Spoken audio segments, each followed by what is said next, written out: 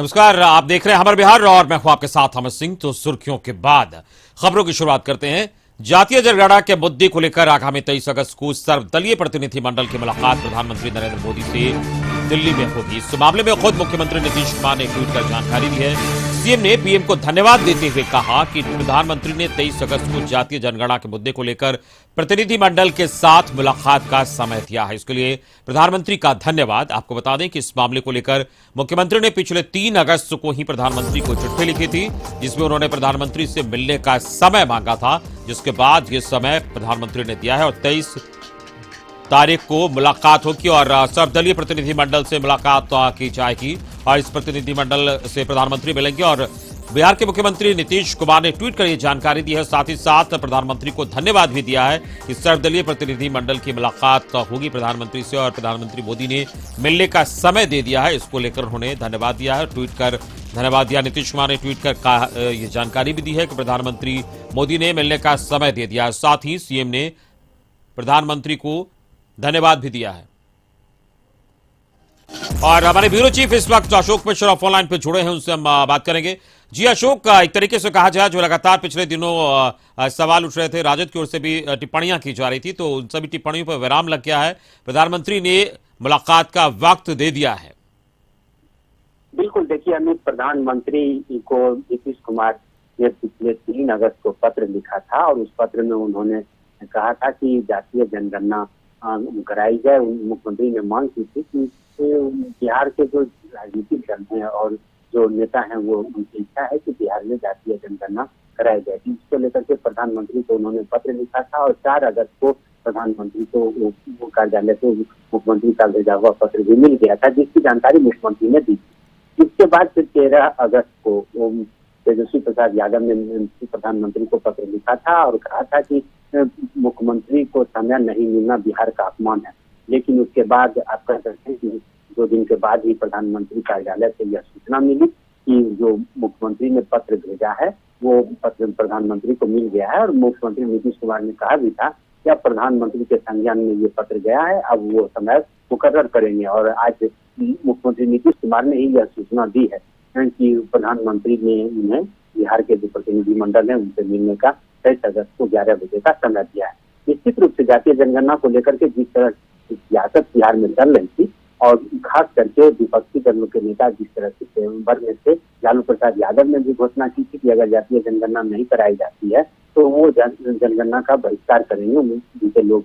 तो ऐसी परिस्थिति में प्रधानमंत्री ने जिस तरह से वक्त दिया है बिहार के नेताओं को मिलने का, कह सकते हैं कि एक बेहतर बात हो सकती है लोकतंत्र में कि सबको अपनी बात कहने के लिए अवसर दिया जाए। और प्रधानमंत्री ने वक्त देकर के बिहार का सम्मान दिया है, बिहार को सम्मान दिया है, मुख्यमंत्री नीतीश कुमार को सम्मान दिया है।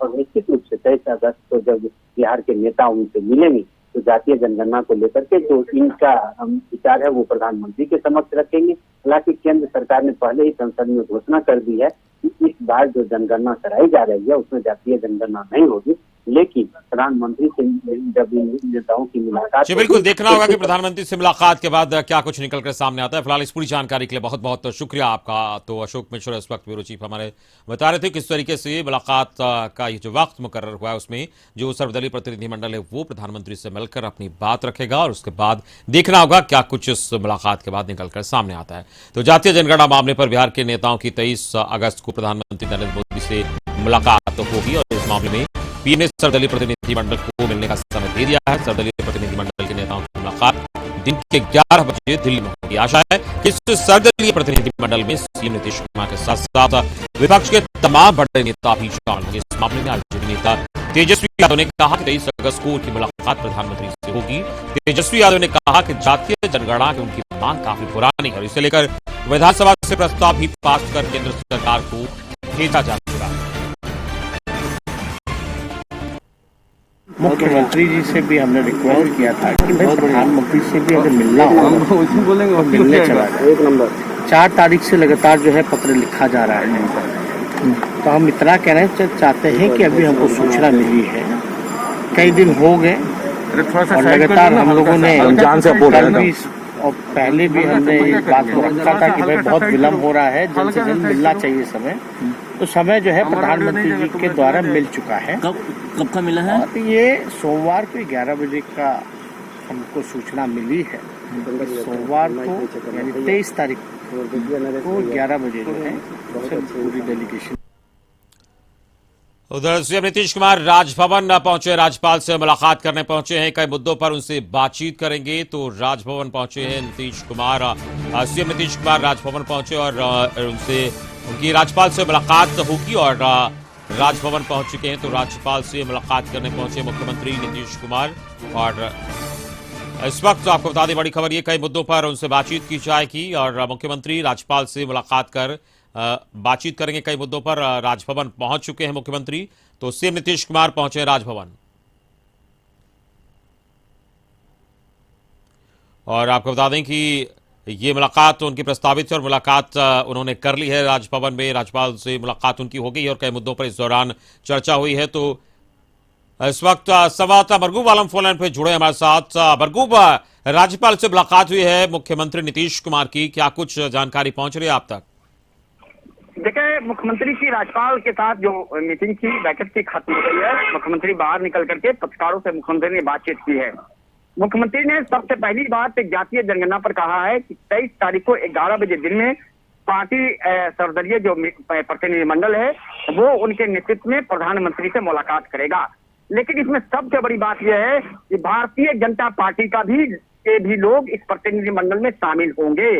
मुख्यमंत्री ने आज इस बात की सूचना पत्रकारों को दी। मुख्यमंत्री ने यह कहा कि बीजेपी की तरफ से अभी सूचना नहीं आई है, लेकिन उनसे नाम मांगा गया है, वो आज नाम दे देंगे, उस नाम को वो प्रधानमंत्री कार्यालय को भेज देंगे। दूसरा महत्वपूर्ण, जब उनसे सवाल पूछा गया कि आखिर किन मुद्दों को लेकर के राज्यपाल के साथ उनकी मीटिंग हुई, उन्होंने कहा कि कई यूनिवर्सिटीज के VC और प्रो VC का जो पद खाली है, कई महत्वपूर्ण नियुक्तियां हैं, उन नियुक्तियों पर राज्यपाल से बातचीत हुई है और फिलहाल एक आध दो दिनों में इस बारे में महामहिम नोटिफिकेशन कर देंगे। तो कुछ महत्वपूर्ण नियुक्तियां थी, उन नियुक्तियों पर बातचीत फाइनल हो गई है। तीसरा, राजद में हुए बवाल पर जब मुख्यमंत्री से पूछा गया तो उन्होंने कहा कि ये उनका अंदरूनी मामला है, अमित जी हम उस पर कुछ नहीं बोलते।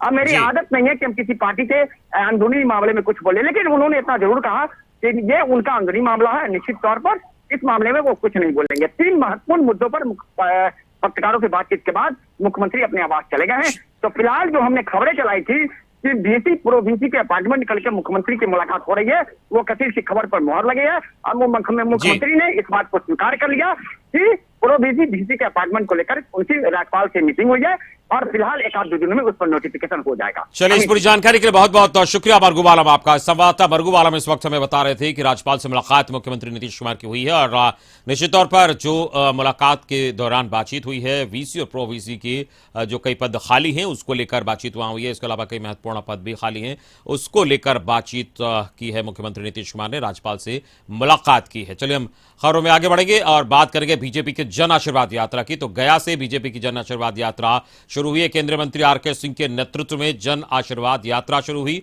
आशीर्वाद यात्रा में पार्टी के कई बड़े नेता मौजूद हैं। तो गया से बीजेपी की जन आशीर्वाद यात्रा की शुरुआत हुई है और केंद्रीय मंत्री RK सिंह के नेतृत्व में इस जन आशीर्वाद यात्रा की शुरुआत हुई। इस मौके पर जन आशीर्वाद रथ को रवाना किया गया वहां से और इस आशीर्वाद यात्रा में पार्टी के कई बड़े नेता मौजूद रहे।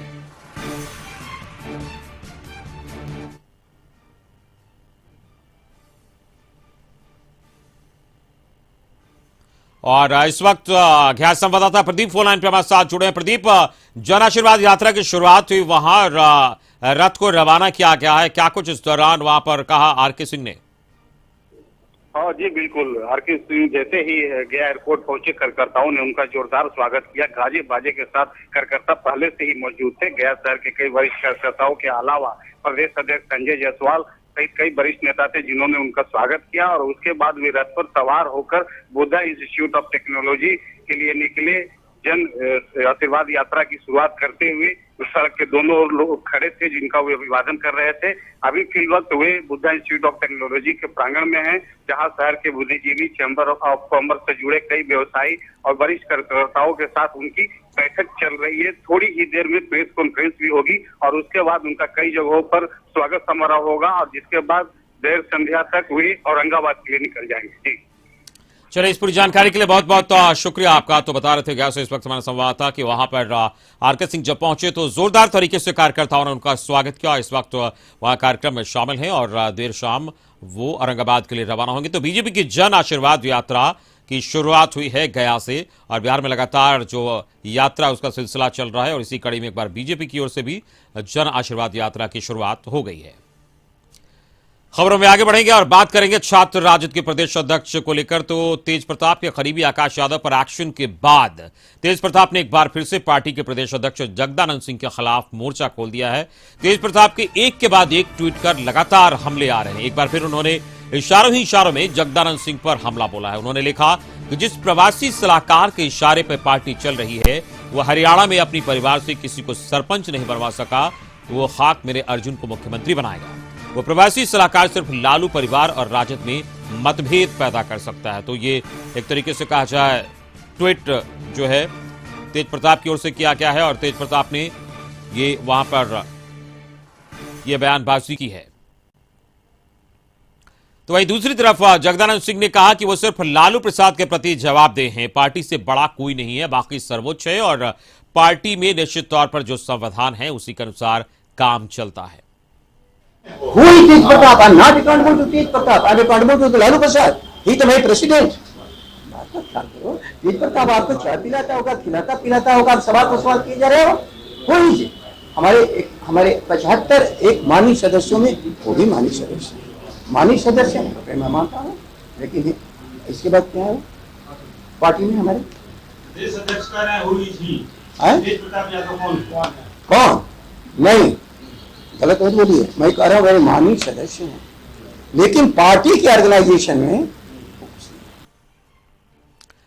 तो आरजेडी में तेज प्रताप और जगदानंद के बीच जारी सियासी घमासान पर तेजस्वी यादव ने प्रतिक्रिया दी है, जिसमें उन्होंने कहा कि किसी को कुछ करने की जरूरत नहीं है, मैं सब कुछ ठीक कर दूंगा। आप लोगों का सवाल जो है उससे हम इतना ही कहना चाहेंगे, सब कुछ हम है तो ठीक कर लेंगे। चिंता काहे ना आप लोग कर रहे हैं इतना, जब हम चिंतित ही नहीं है, जब हम हैं राष्ट्रीय अध्यक्ष हैं सब कुछ ठीक हो जाएगा। जेडीयू ये जानना चाह रहा है कि ये प्रवास कौन जानना चाह रहा है नहीं जानना चाह रहा, जदयू को तो भाई जनता बाढ़ में त्राहिमाम कर रही है, वहां ध्यान दें। तो आरजेडी में जारी सियासी बवाल पर जेडीयू ने चुटकी ली है। पार्टी के प्रवक्ता नीरज कुमार ने कहा कि राजनीति में जमीर महत्वपूर्ण होता है, आत्मसम्मान महत्वपूर्ण होता है। आदरणीय जगदानंद बाबू की ऐसी दुर्दशा देखी नहीं जा रही, पद के लिए अपनी स्वाभिमान से समझौता किया। हम कहते थे प्रवासी तो मिर्ची लगती थी, अब तो प्रवासी सलाहकार कहा गया। आदरणीय जगता बाबू, आपको पार्टी के संविधान का आईना दिखाया जा रहा है। राजनीति में पद के लिए जमीर महत्वपूर्ण होता है, आत्मसम्मान महत्वपूर्ण होता है, ऐसी दुर्दशा देखी नहीं। और इसी के साथ यह वक्त चला छोटे से ब्रेक का। खबरें और भी आप देखते रहिए हमारे बिहार। जदयू संसदीय बोर्ड के राष्ट्रीय अध्यक्ष उपेंद्र कुशवाहा बिहार यात्रा के क्रम में औरंगाबाद पहुंचे। वहीं उन्होंने बिहार यात्रा के दौरान संगठन से जुड़े लोगों को मेहनत करने की सलाह दी। उपेंद्र कुशवाहा ने कशिश न्यूज से बात करते हुए कहा कि मेरे द्वारा शिक्षा सुधार को लेकर उठाया कदम का केंद्र उसे बिहार सरकार लागू कर रही है, जिससे शिक्षा की गुणवत्ता में सुधार आएगा। वहीं कुशवाहा ने जातीय जनगणना को लेकर पीएम मोदी के 23 अगस्त को सीएम से मिलने के समय दिए जाने का स्वागत किया है। साथ ही उन्होंने पीएम मोदी से जातीय जनगणना कराने की मांग भी की और तेजस्वी यादव और तेज प्रताप यादव के अंदरूनी झगड़े को पार्टी और परिवार की बड़ी नाराजगी करार दिया। उन्होंने कहा कि राजद में जल्द बिखराव होगा। ये बोर्ड के राष्ट्रीय अध्यक्ष उपेंद्र कुशवाहा जी लगातार दौरे पे हैं और अभी वो औरंगाबाद आए हैं। औरंगाबाद में तमाम कार्यकर्ताओं के साथ वो मीटिंग कर रहे हैं, उनका फीडबैक ले रहे हैं, उनसे बात करते हैं। सर, औरंगाबाद में आप आए हैं, क्या फीडबैक अभी तक का रहा है औरंगाबाद? देखिए, औरंगाबाद तो काफ़ी पहले से मेरा पुराना संबंध यहाँ से रहा है। एक एक कार्यकर्ता नेता सब लोगों से वन टू वन व्यक्तिगत परिचय है, उन लोगों से बात बीच में भी होते रहती है फ़ोन पर, लेकिन आए हैं तो सब लोगों से सामूहिक रूप से मुलाकात भी हो रही है और न सिर्फ पार्टी के साथी बल्कि आम लोगों के बीच भी गए हैं और जाना भी है। मुख्यमंत्री जी को समय भी दे दिया है, 23 अगस्त को मुलाकात होगी दिल्ली में। लगता है कि आप लोगों ने जो पहल शुरू की थी उसका अब असर जो है वो दिख रहा है। देखिए, आज देश चाहता है कि जातीय गणना हो, कोई एक पार्टी का मामला नहीं, देश चाहता है। और हमारे मुख्यमंत्री जी ने बहुत ही अच्छी पहल की है, इसका मैसेज देश भर में है। और आज नहीं, पहले ही से बिहार विधानसभा से प्रस्ताव पारित करके सर्वसम्मत भेजा जा चुका है, जिसमें सब पार्टी के लोगों ने, सब ने कहा, even BJP, Congress, JDU, RJD सब ने मिलकर सर्वसम्मति से कहा कि यह गणना जरूरी है। प्रधानमंत्री जी ने समय दिया है मुख्यमंत्री से मिलने का, प्रधानमंत्री जी को भी बहुत बहुत साधुवाद। तेजस्वी यादव ने आज उनके जो पार्टी के अध्यक्ष थे छात्र थे, उनको हटा दिया है, नए लोग को जिम्मेवारी मिलने लगता है कि अब अंदरूनी लड़ाई जो है वो बाहर अब आ रही है। अब देखिए, इस पर तो हम बात कर चुके हैं, दो लोगों का है रवैया, तो ज़्यादा दिन चलने वाला नहीं है। बाकी उनकी पार्टी का आंतरिक मामला है, इस विषय पर रोज क्या बोला जाए। जिस तरह से उपेंद्र कुशवाहा जी लगातार तमाम जिलों के दौरा पे हैं, तो उनकी कोशिश है कि जेडीयू को कैसे नंबर 1 की पार्टी बनाई जाए, और इसी को लेकर तमाम जो पार्टी के कार्यकर्ता हैं, पार्टी के पदाधिकारी हैं, जिलावार उनका फीडबैक भी ले रहे हैं, ताकि संगठन में अगर बदलाव की आवश्यकता हो तो आने वाले समय में बदलाव भी किया। बिहार पुलिस ने पटना में डीएसपी की गिरफ्तारी के लिए अखबारों में विज्ञापन दिया है। बिहार पुलिस की ओर से विज्ञापन में जानकारी लोगों से देने की अपील की गई है। बताया जा रहा है कि मासूम के साथ रेप का आरोपी डीएसपी फरार है। आरोपी डीएसपी का नाम कमलकांत प्रसाद है। डीएसपी के खिलाफ महिला थाने में मामला दर्ज किया गया है। पुलिस मुख्यालय ने डीएसपी को निलंबित कर दिया है और इसको लेकर अखबारों में विज्ञापन दिया गया है कि किसी व्यक्ति को इसके बारे में जानकारी मिलती है तो वो पुलिस कंट्रोल रूम को सूचित करें।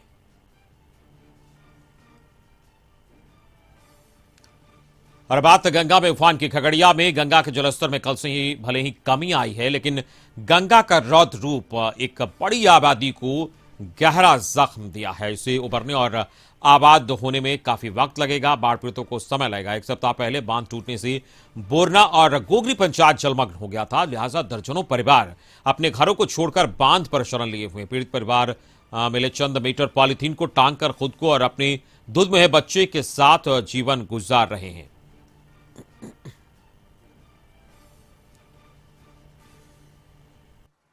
बाढ़ पीड़ित में बहुत दिक्कत है। बाढ़ पीड़ित गांव में सगरे सब डूबल टसल है, लेटरिन पैखाना घर दुआर सब जैसे, रोड पर माल जाल है, माल जाल अपने सब जैसे रह रहे हैं।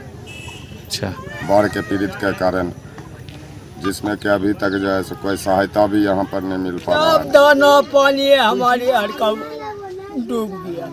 राहत का काम मिला, कुछ नहीं, वो पन्नी को तक नहीं मिला।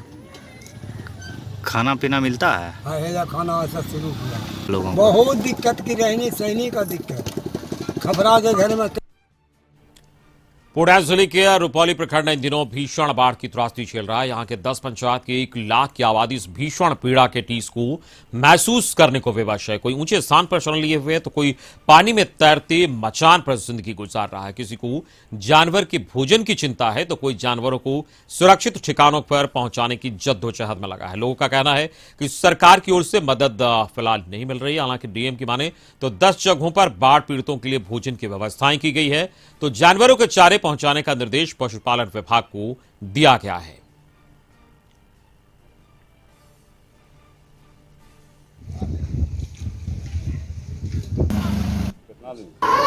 कम से कम 15-20 रुपये ड्राई राशन भी से वितरण किया गया है। 2000 पैकेट सुबह में बांटा गया है। साथ ही साथ पॉलीथीन सीड्स भी 3500 की संख्या में वितरण किया गया है। पशु चारा भी बांटा जा रहा है। प्रखंड के 5 पंचायतों में पूर्ण रूप से, 5 में आंशिक रूप से, कुल 10 पंचायत आज की तिथि में।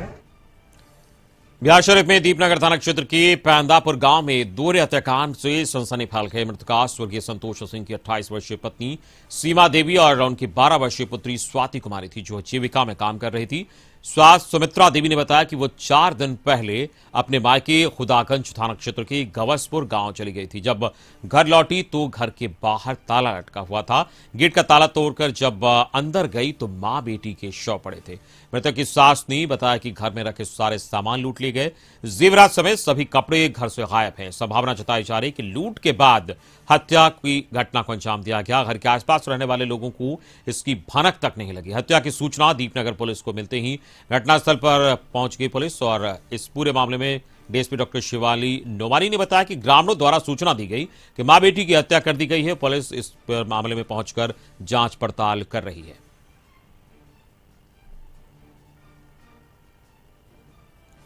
साजिश में यही है कि मतलब लूट करके और मर्डर कर दिया गया।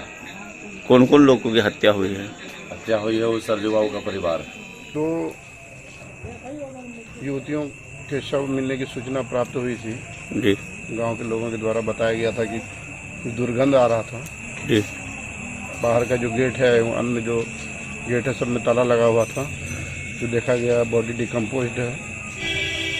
उनके परिजन आए हैं, उनको पूछताछ कर रहे हैं। जो शव है उसको ले जाकर अग्रिम कार्रवाई के संबंध में अग्रिम कार्रवाई। खगड़िया में मानसी थाना इलाके के चूकती गांव में बदमाशों ने लाठी डंडे से हमला करके एक युवक की हत्या कर दी। रास्ते के विवाद में वारदात को अंजाम देने की बात कही जा रही है। इन सबके बीच पुलिस मामले की छानबीन कर रही है। मृतक के परिजनों की माने तो चूकती गांव के सीवक यादव ने अपने घर के सामने के रास्ते से आवाजाही करने का विरोध किया, जिसे लेकर विवाद हुआ, जिसके बाद सेवक यादव ने अपने समर्थकों के साथ मिलकर रोहित यादव की हत्या कर दी। तो मामले की जांच में पुलिस जुट गई है और इस घटना के कारणों का पता लगा रही है और रास्ते के विवाद में युवक की पीट कर हत्या की गई है। फिलहाल पुलिस पहुंचकर इस पूरे मामले को देख रही है।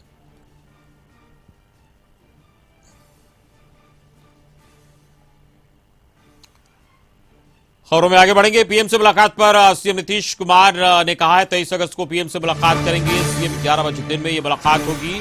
प्रतिनिधिमंडल में बीजेपी भी शामिल होगी। मुख्यमंत्री का ये बयान आया है 23 अगस्त को पीएम से मुलाकात करेंगे। मुख्यमंत्री ने कहा है कि बीजेपी भी इस प्रतिनिधिमंडल में शामिल होगी। तो मुख्यमंत्री ने यह बयान दिया 11 बजे दिन में मुलाकात होगी और जैसे ही प्रधानमंत्री ने मिलने का समय दिया उसके बाद प्रधानमंत्री से मिले वक्त को लेकर मुख्यमंत्री ने यह प्रतिक्रिया दी है। प्रतिनिधिमंडल में बीजेपी भी शामिल होगी, मुख्यमंत्री नीतीश कुमार ने कहा है। तो पीएम से मुलाकात पर सीएम बोले कि बीजेपी भी में शामिल होगी। 23 अगस्त को सीएम मुलाकात करेंगे प्रतिनिधिमंडल से। कौन कौन जा रहा है? डेलीगेशन कब जा रहे हैं बता दो। जब उधर से आ रहे थे तो हमसे वहाँ से खबर आई कल शाम में अंतिम रूप से हो गया। वो अगले सोमवार 23 तारीख को दिन में 11 बजे उनसे मिलना है, टाइम तय हो और मिलेंगे। उसमें से पहले से ही जो हमने पत्र भेजा था मिलने के जो समुदाय मिलेगा, समूह मिलेगा, उनकी सूची हम दे देंगे और फिर बीजेपी के भी लोग अभी नाम तय कर रहे हैं वो दे। हिलसा जेल में बंद एक कैदी के इलाज के दौरान मौत हो गई। मौत की खबर सुनते ही परिवार के लोगों ने सदर अस्पताल पहुंचकर जमकर हंगामा किया। इस दौरान पुलिसकर्मियों के साथ मारपीट भी की गई। मृतक टुन्ना पासवान नगरनौसा थाना के दामोदर कुआं मोहल्ले का रहने वाला था। 9 अगस्त को पुलिस ने उसे गिरफ्तार कर हिलसा जेल भेज दिया, जहां इसकी तबीयत खराब हो गई और इलाज के लिए अस्पताल में भर्ती कराया गया, जहां इलाज के दौरान उसकी मौत हो गई। परिवार वालों का आरोप है कि पुलिस वालों ने मिलकर उसकी हत्या कर दी है। नहीं बताया गया कि व्यक्ति का या फिर तबीयत खराब है या कुछ है, कुछ भी नहीं बताया गया। हम लोग के एक बार खबर गया कि फला आदमी मर गया। पहले सब चीज करोना में सब। अपने बिहार दौरे के दौरान शेखपुरा पहुंचे केंद्रीय इस्पात मंत्री ने कहा कि उनकी कोशिश होगी कि जल्द ही राज्य में इस्पात कारखाना का निर्माण हो। उन्होंने कहा कि राज्य में एक भी इस्पात कारखाना नहीं है। केंद्रीय इस्पात मंत्री ने कहा कि कारखाने के निर्माण से सूबे के बेरोजगारों को रोजगार मिल जाएगा। वहीं जेडीयू में फूट की बात पर बोलते हुए उन्होंने कहा कि पार्टी में किसी तरह की फूट नहीं है और मुख्यमंत्री नीतीश कुमार जेडीयू के सर्वमान्य नेता हैं। इससे पहले केंद्रीय मंत्री के शेखपुरा पहुंचने पर जेडीयू कार्यकर्ताओं ने उनका जोरदार तरीके से स्वागत किया। इस पार्टी का नाम क्या है? जनता दल यूनाइटेड, जनता दल एकीकृत। यहाँ कोई नहीं है यार, यहाँ एक नेता नीतीश बाबू नेता, सब हम लोगों के सहयोगी। निश्चित रूप से चूंकि हमारा बिहार एक पिछड़ा हुआ प्रदेश रहा है, पहले हमारे नेता ने काम किया, यहाँ बहुत जरूरी है जो हमारा जो इस प्रकार का जो उद्योग वगैरह लगना, निश्चित रूप से हम लोग का प्रयास रहेगा कि ज्यादा से ज्यादा लोगों को यहाँ। भागलपुर जिले के सुल्तानगंज प्रखंड क्षेत्र में बाढ़ की स्थिति भयावह है। सरकार द्वारा लगाए गए राहत शिविरों में खाना कम मिलने की शिकायत लगातार सामने आ रही है। ऐसे में भूखे प्यासे रहने वाले लोगों का आक्रोश वहां पर होना लाजमी है। सुल्तानगंज के गंगटी गांव में बाढ़ राहत शिविर में राशन के बंटवारे को लेकर दो पक्षों में जमकर लाठियां चली, जिसमें आधा दर्जन लोग घायल हो गए। तो तस्वीरें आप इस वक्त देख रहे हैं भागलपुर की, जहां पर राशन वितरण किया जा रहा था। इस दौरान दो गुटों के बीच झड़प हो गई और जमकर हंगामा हुआ और काफी शोर शराबा हुआ। दो पक्षों में जमकर मारपीट हुई है। राशन को लेकर राहत शिविर वहां पर बनाए गए हैं बाढ़ को लेकर, और इसमें जब राशन वितरण की बात आई तो इसको लेकर वहां दो पक्षों के बीच जमकर मारपीट हुई। उधर जातीय जनगणना मुद्दे पर प्रधानमंत्री के समय दिए जाने के बाद सूबे में सियासत भी गर्म हो गया है। इस मामले पर जेडीयू प्रवक्ता नीरज कुमार ने तेजस्वी यादव पर तंज कसा है। उन्होंने कहा कि तेजस्वी यादव ने जातीय जनगणना मामले पर पीएम से मुलाकात में हो रही देरी पर सीएम के अपमानित होने की बात कही थी। उन्होंने कहा कि इस मामले में तेजस्वी के बयान को गंभीरता से लेने की जरूरत नहीं है। नीरज कुमार ने कहा कि तेजस्वी भ्रष्टाचार के आरोपी हैं, वहीं मुख्यमंत्री नीतीश कुमार सर्वमान्य नेता हैं। नीरज कुमार ने कहा कि इस मामले पर पीएम से मुलाकात के समय तार्किक तरीके से बात को रखी जाएगी। जनता दल यू के नेता आदरणीय नीतीश कुमार 1989 से लगातार पार्टी का रैंक और फाइल जो हमारा है वह जातिगत जनगणना का पक्षधर है। इसलिए हम पक्षधर हैं कि हमने समाज में बगैर तनाव पैदा किए सबका विकास किया है। उनका मानव विकास सूचकांक और बेहतर हो, इसलिए जातिगत जनगणना पर आदरणीय प्रधानमंत्री जब भी मिलने का समय देंगे तार्किक तरीके से अपनी बात को हम रखेंगे। तो हमारे बिहार के इस बुलेटिन में फिलहाल इतना ही। पूरी टीम के साथ मुझे दीजिए इजाजत। नमस्कार।